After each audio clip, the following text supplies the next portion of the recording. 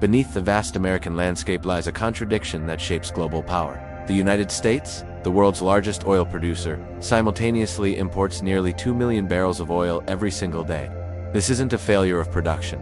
It's a calculated move in the most complex game on Earth. President Trump talks about American oil constantly, saying take the oil, keep the oil, drill, baby drill. But when a nation already drowns in its own oil, why does it reach across borders for more? He mentions having a presence in Venezuela as it pertains to oil, which raises deeper questions about America's energy strategy. The answer lies not in quantity, but quality.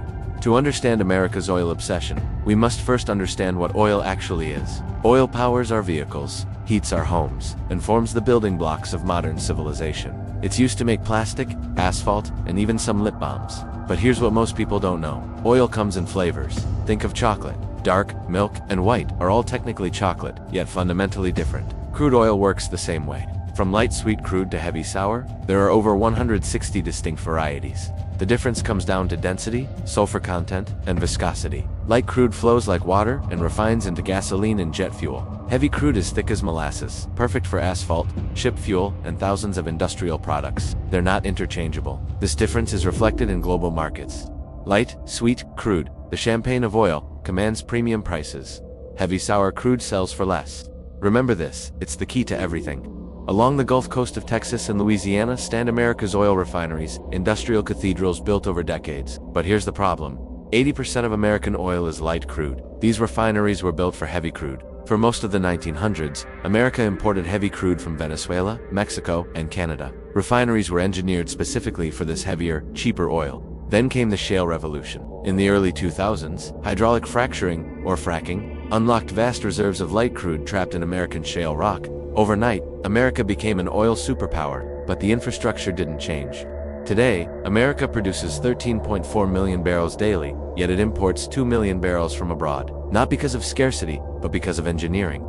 Converting a heavy crude refinery to process light crude costs hundreds of millions of dollars. It's not practical. Instead, America does something brilliant. It exports expensive light crude and imports cheaper heavy crude. It's pure economics. Once a refinery has been built, it's very difficult to change it and requires millions and millions of dollars worth of investment. It's not worth doing that because America can sell its light crude for more and buy heavy for less. It makes good economic sense. Which brings us to Venezuela, home to the largest proven oil reserves on Earth. 303 billion barrels of heavy crude, sitting beneath a nation in crisis. For decades, American companies built Venezuela's oil industry. Throughout the 20th century, this relationship defined both nations' economies. Even when Venezuela nationalized its oil in 1976, the partnership continued. American refineries needed Venezuelan heavy crude. Venezuela needed American expertise and markets. Unlike other Latin American countries, Venezuela maintained this positive relationship with the United States even during nationalization. The relationship always had highs and lows, but it was always positive and obviously connected to American interests. Then came Hugo Chavez in 1999. The socialist leader asserted state control, imposed tough conditions on foreign companies, and redirected oil revenues toward social programs. He put tougher conditions on foreign oil companies, and that's what the US government and US oil companies didn't really like. Chavez fundamentally changed the relationship. US oil companies lost favorable access. When he died in 2013, Nicolas Maduro continued these policies. The relationship transformed from partnership to adversary. In 2019, a World Bank tribunal ordered Venezuela to compensate American oil companies. Venezuela refused to pay. That's part of what President Trump is referring to when he says that Venezuela has stolen American oil. He stated, "They took our oil rights. We had a lot of oil there, as you know. They threw our companies out and we want it back." Venezuela denies these claims. Look at the world's top 10 oil reserves. Venezuela, Iran, Russia, massive reserves, all under US sanctions. And into this vacuum stepped a new player. China. Us and Western sanctions in Venezuela over the last decades have made space for competitors to come in, like Russia, Iran, and particularly China. China has become a very important trade partner of not just Venezuela, but of most South American countries. In particular, it's been buying raw materials, oil, copper, soya, all sorts of natural resources. While America imposed sanctions, China became Venezuela's lifeline. Today, China purchases around 90% of Venezuelan oil exports, investing billions in infrastructure, providing loans, and cementing strategic partnerships across South America. This isn't just about oil, it's about spheres of influence. Every barrel Venezuela sells to China is one less connection to the United States. In the 21st century, energy security is national security. President Trump has said, "We want safety there. We want to be surrounded by countries that are housing all of our enemies all over the world." Late 2025 marked a turning point.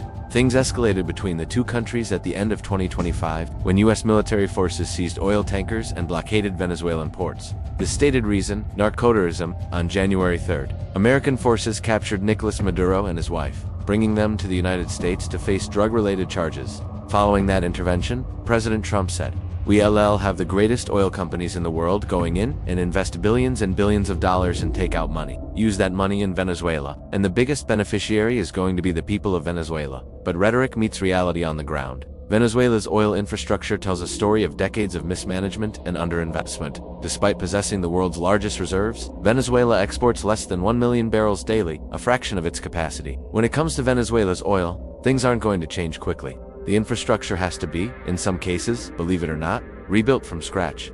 Experts are looking at a 3 to 4 year window before any Venezuelan crude in meaningful volumes happens.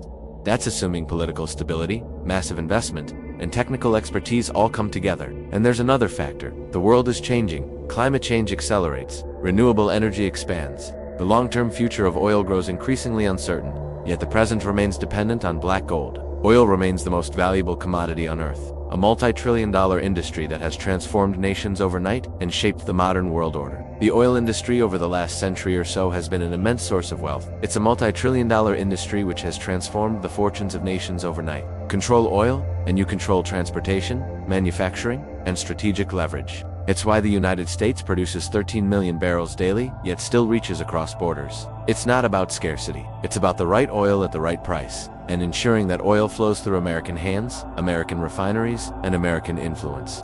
For Venezuela, the future remains uncertain. Will American intervention bring prosperity or simply redirect the flow of wealth? Will China maintain its foothold? Can renewable energy transition happen before new oil dependencies form? The story of oil is the story of the modern world. Ambition, innovation, exploitation, and dependency woven together. As we stand at this crossroads, one question remains: who truly benefits when nations fight over black gold?